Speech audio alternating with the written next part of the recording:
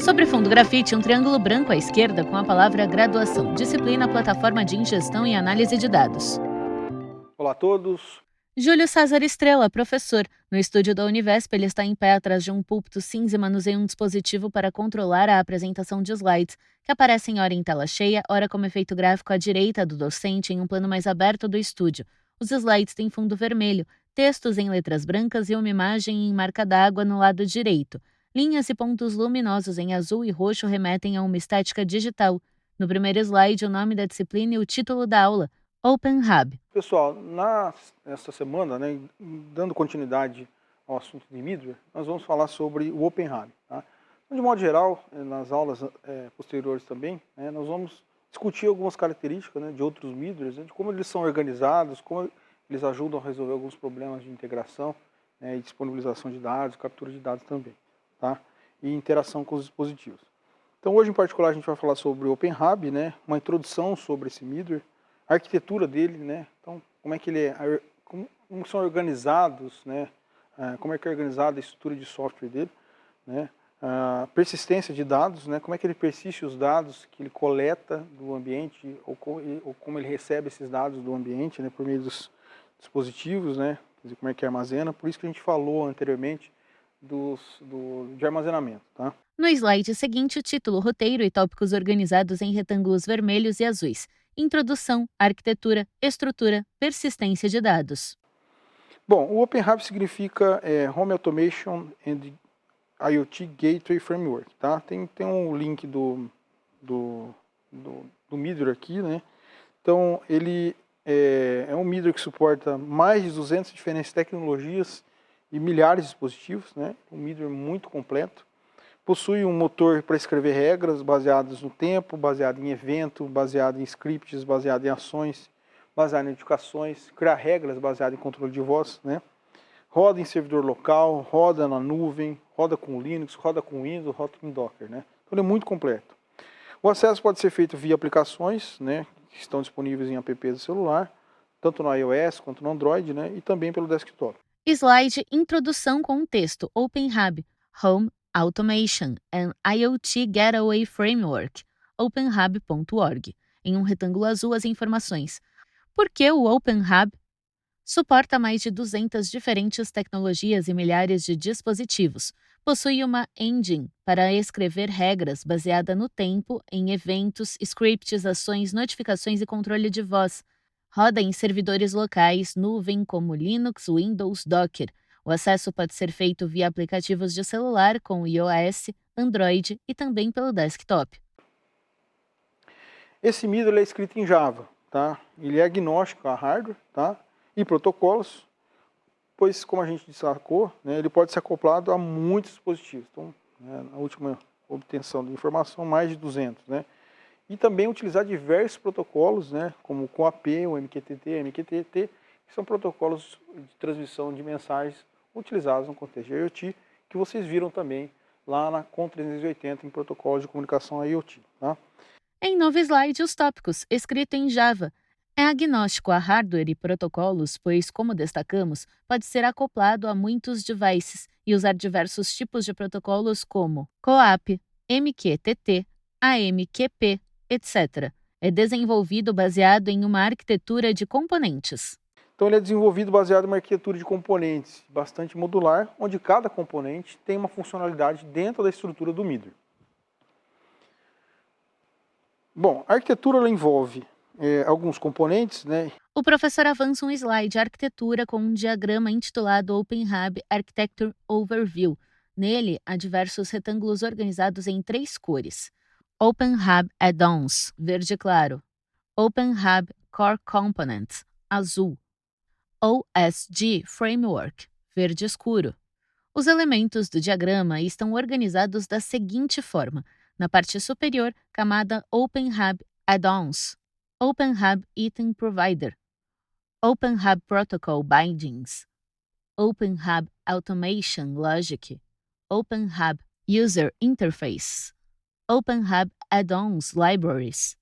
Ao centro, camada Open Hub Core Components, Open Hub REST Service, Open Hub Repository, Open Hub Base Library, OpenHub Core.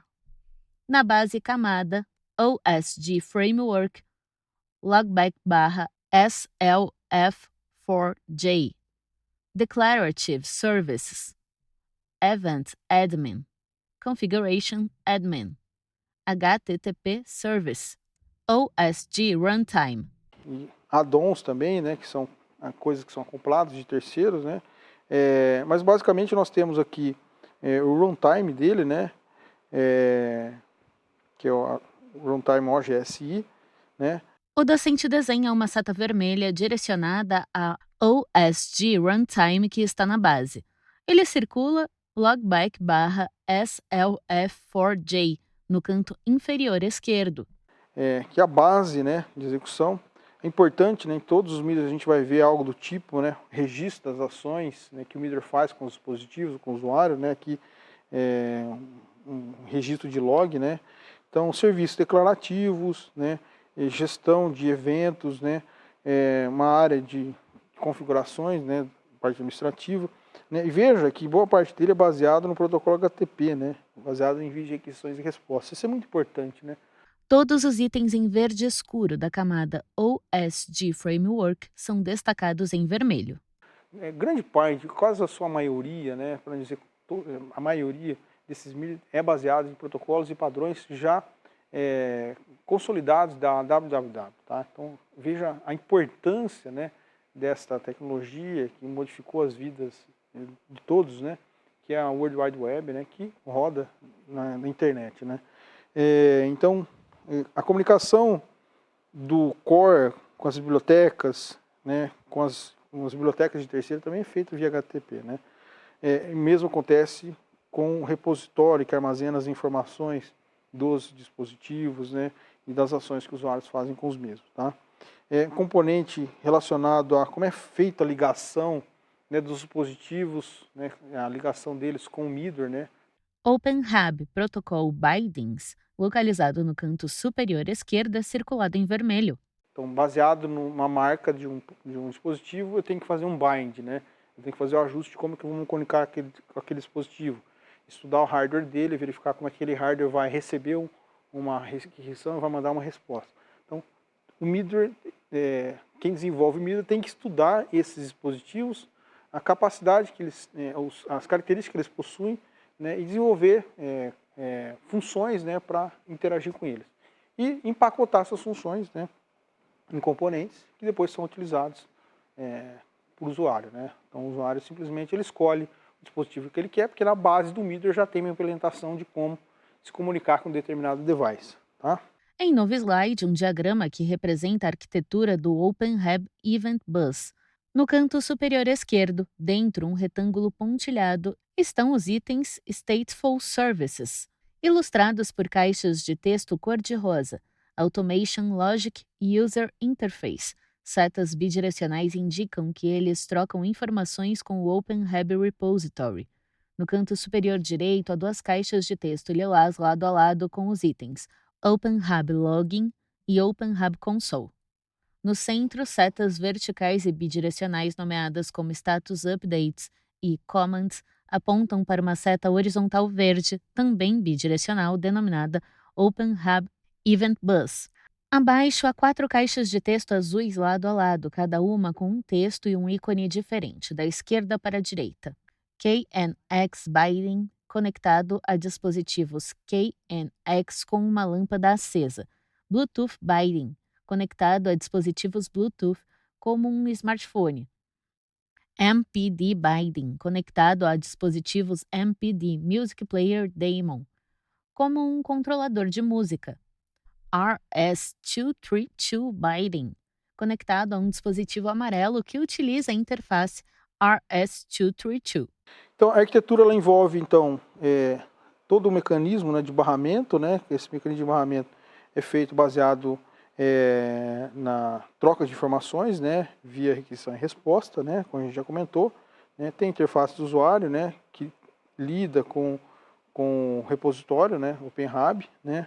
Então, a parte de registro de log, a parte do console para lidar com os dispositivos, né, e um barramento em que são trocadas informações, né, com via tecnologias com Bluetooth, enfim, né, e outras, interagindo com os mais variados dispositivos, celular, lâmpada, né, enfim, máquinas, né, e muitas outros devices. Tá?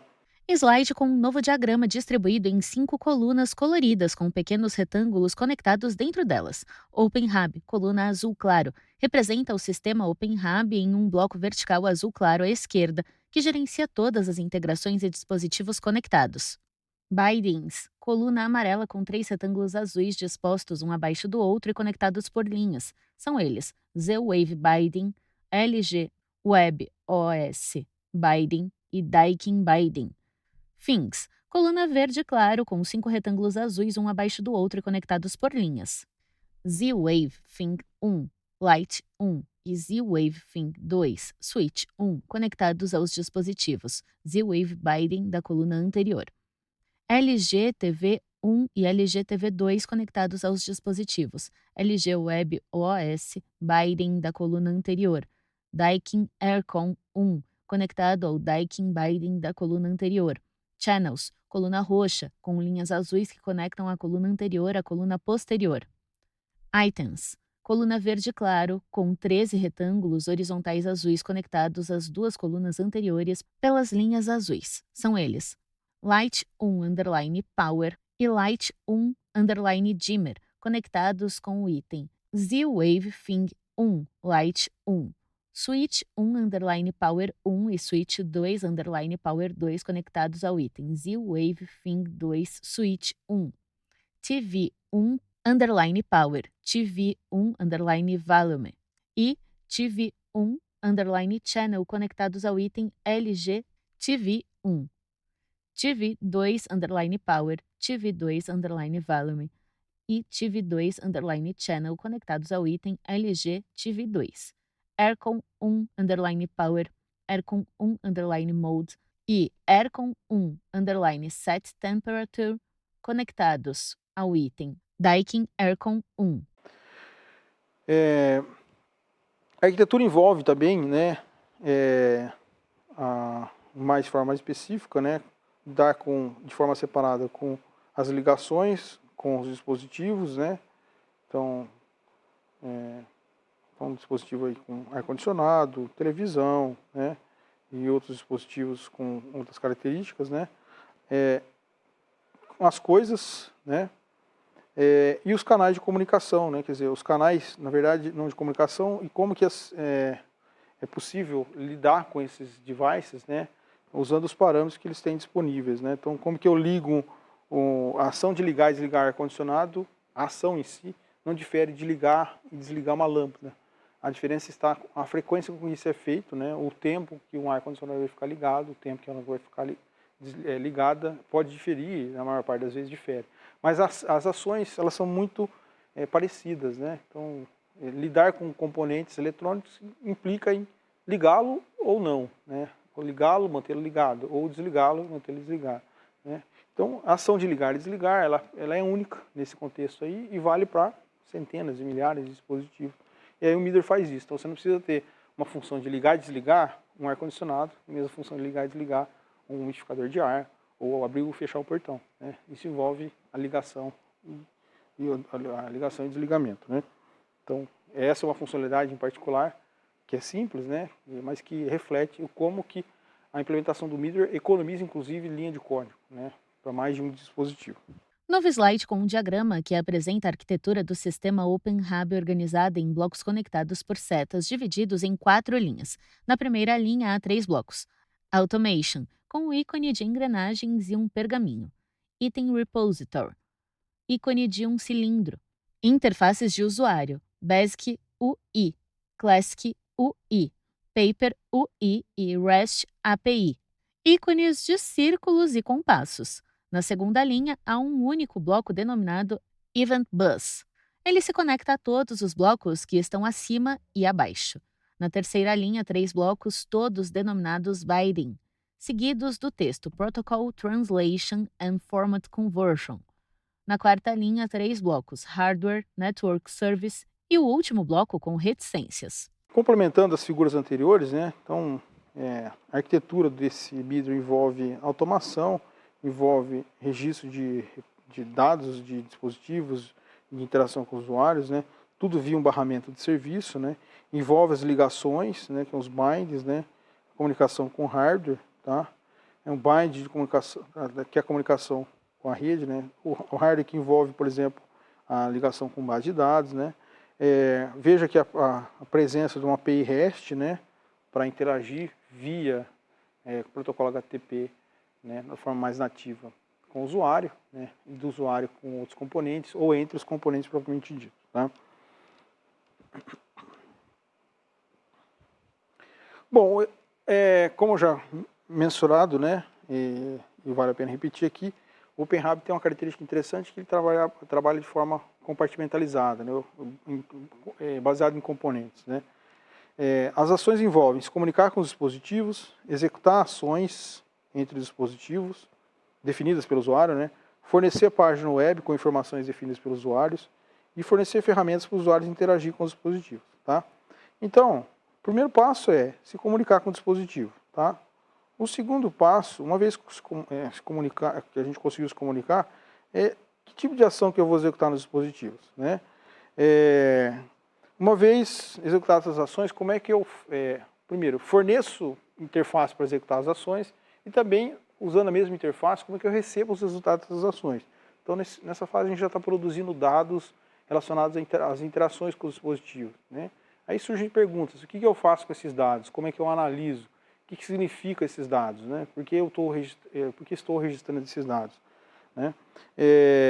E fornecer ferramentas, né, que interagem depois, inclusive também com os dispositivos. Slide estrutura com os tópicos. O Open Hub funciona de forma compartimentalizada em relação às funções e ações.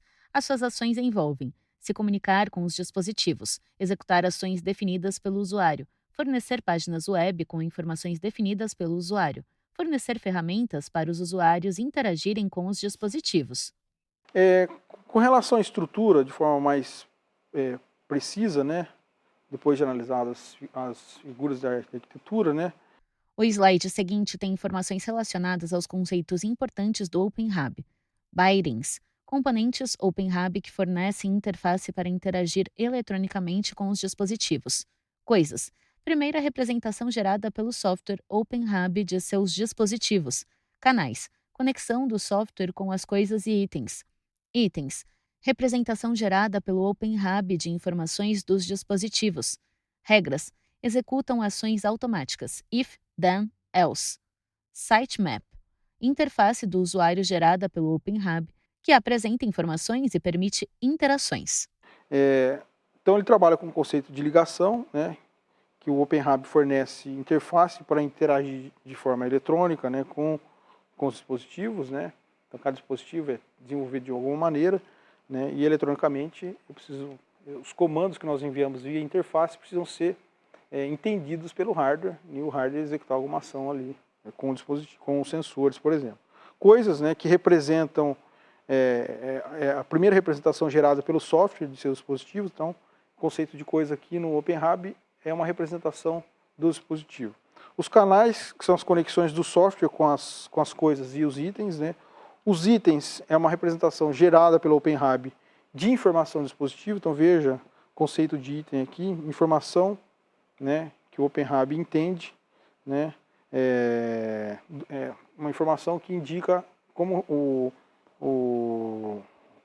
as informações positivas são geradas. As regras são execuções automáticas, né, então se acontecer determinada coisa, eu executo uma ação. Então, sim, a hora que chegar às 6 da tarde, eu aciono uma lâmpada do jardim da minha casa, né. Quando chegar às 6 da manhã, eu mando aquela lâmpada apagar. Então você consegue programar regras. Isso vale para o Open Hub, vale para a maior parte dos middlewares também, tá? E o mapa de site, né, o sitemap, que é a interface do usuário gerada pelo Open Hub, né, que apresenta informações e permite interações, inclusive. Com relação à persistência, né, qualquer processo de automação gera dados, tá? No caso do Open Hub aqui, a persistência do dado, ela salva o estado de um item, né? Lembrando aqui que o item é uma representação gerada pelo Open Hub de informação do dispositivo, né? Então eu gero uma representação dele e interajo com essa representação. né? Interagindo com essa representação, eu posso persistir os dados da interação com essa representação dos dados, né? Como se fosse um gêmeo digital, né? Eu tenho o hardware em si, eu gero uma representação dele em software, interajo com essa representação, né? Então eu crio representações em software do hardware, tá? Com a persistência dos dados, a gente pode fazer gráficos de leitura do sensor. Nós podemos restaurar um item por estado anterior, né, sem reiniciar o OpenHAB, né? Então, se eu tiver que trocar um sensor, ou eu simplesmente troco um sensor, coloco outro, e o Midr vai identificar o sensor, que eu tenho informações de metadados já cadastradas ali nele, né?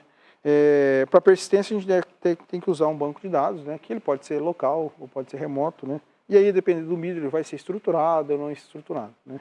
Essa decisão é sempre de quem desenvolve a solução, tá? Slide Persistência de dados. Com os tópicos. É importante em qualquer processo de automação manter e recuperar os históricos de usos dos dispositivos. A persistência salva o estado de um item. Com a persistência de dados, podemos fazer um gráfico de leitura de um sensor de temperatura no tempo, restaurar um item para estado anterior antes de reiniciar o OpenHAB. Para a persistência, devemos usar um banco de dados local ou remotamente. Os estados de um item eles podem ser salvos quando muda o item, quando o item é atualizado, né? Então quando muda a representação do dispositivo, quando esse dispositivo é atualizado, quando ele recebe um comando. Pode ser a cada minuto, a cada segundo, né? Então, em particular, o OpenHAB ele usa esse banco de dados, que é o RRD4J, né? Em que é um serviço de consistência baseado em um banco de dados, a gente chama de banco de dados circular, o round robin, né?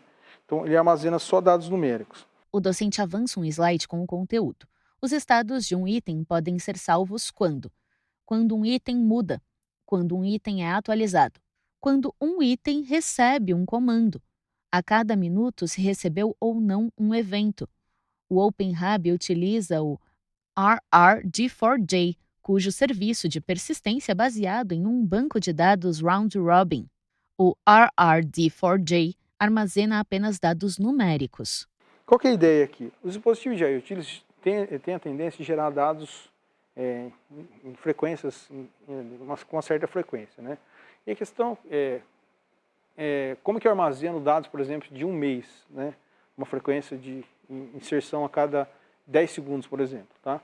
O quanto é representativo esses dados de um mês? Então, esse banco de dados ele foi provisionado, né, para que os dados que são persistidos, eles representam os estados mais importantes, né, daquele dispositivo. Então, eu não armazeno os dados durante um mês, né, ele faz uma rotação, né, e apaga um conjunto de dados mais antigos. Ele sempre vai mantendo um histórico mais atualizado e vai apagando, né, um esquema de espera circular, né, os dados mais antigos. Então, você sempre fica com dados atuais, né, e muito antigos que só tem como objetivo de gastar mais espaço de armazenamento, né, e não ser tão representativo no tempo, tá?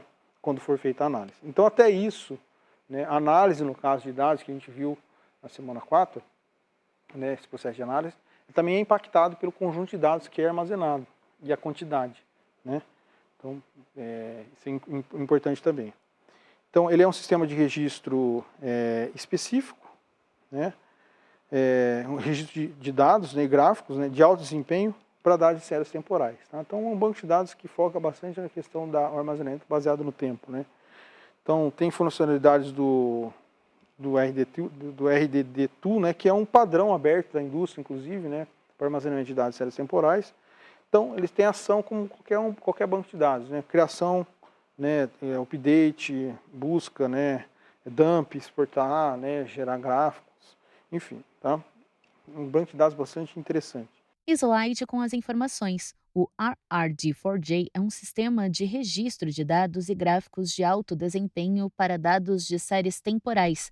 Implementa as funcionalidades do RRD2, que é um padrão aberto da indústria. Suporta operações como create, update, fetch, last, dump, export, graph.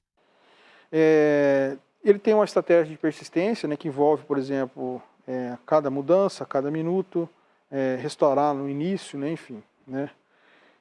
E uma característica interessante que é baseado no registro de informações mais atuais, né, em que ele nunca cresce além de determinado tamanho, tá? Então você não vai ter problema com espaço de armazenamento, né, se bem definido. Tá? Então, basicamente, na prática, o que acontece? Ele vai substituir X leituras pela média das X leituras num período de tempo. Né? Então, de modo que essa média das X leituras represente, né, no intervalo de tempo, né, com poucos dados, o comportamento da temperatura do ambiente, ou da umidade do ambiente, da velocidade do vento, enfim, da movimentação de pessoas, enfim. Tá? No slide seguinte, os itens. A estratégia de persistência padrão é Every Change, Every Minute, Restore One Startup. Com o RRD4J, o banco de dados nunca cresce além de um determinado tamanho. Ele substitui X leituras pela média das X leituras à medida que os dados armazenados envelhecem. Bom, ainda com relação à persistência, né, por que nós temos que preocupar com isso? Né? Então, em todas as aulas nós estamos falando da persistência. Né? Bom, a interface do usuário vai ficar mais rica quando a gente persiste esses dados, quando a gente consegue fazer as análises adequadas e mostrar esses dados para o usuário. Um gráfico de pizza, um gráfico de barras, um gráfico de linhas, o que significa isso? Um gráfico num período de tempo que o usuário pode escolher o período, um dia, um mês, um ano, a semana, né, um intervalo de minutos para ver o que aconteceu, né, para registrar problemas de comunicação com os dispositivos, ou para registrar se o dispositivo está offline, online, enfim. Tá?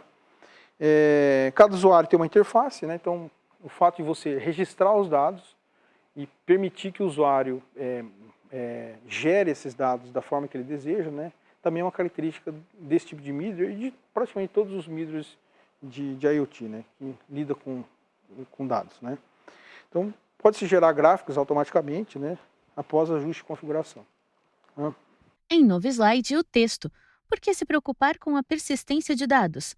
A interface com os usuários ficará mais rica com informações. Cada usuário tem uma interface que será criada automaticamente na interface principal do OpenHub com base no seu perfil.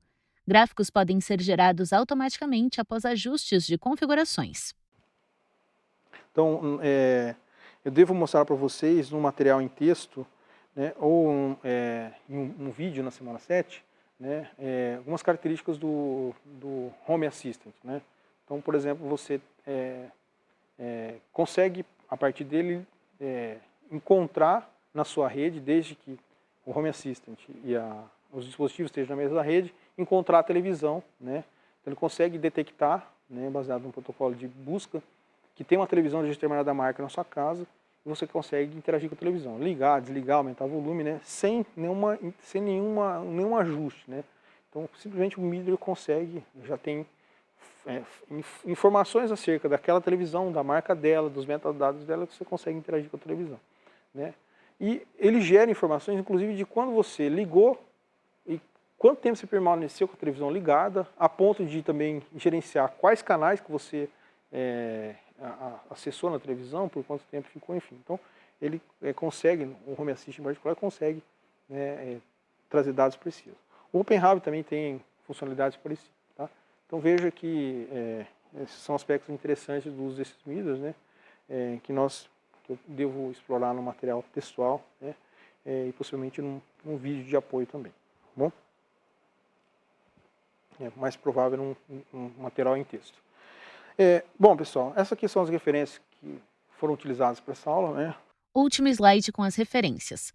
commons.wikimedia.org, researchgate.net, community.openhub.org, openhub.org, github.com, oss.etiquer.ch, stationiot.com. Sempre recomendando a participação nos fóruns, tirar dúvidas, né, conversar entre vocês, né, para melhorar o aprendizado, né, discutir sobre o desafio da semana, tá, fazer as atividades avaliativas e, sempre que preciso, procurem sua facilitadora.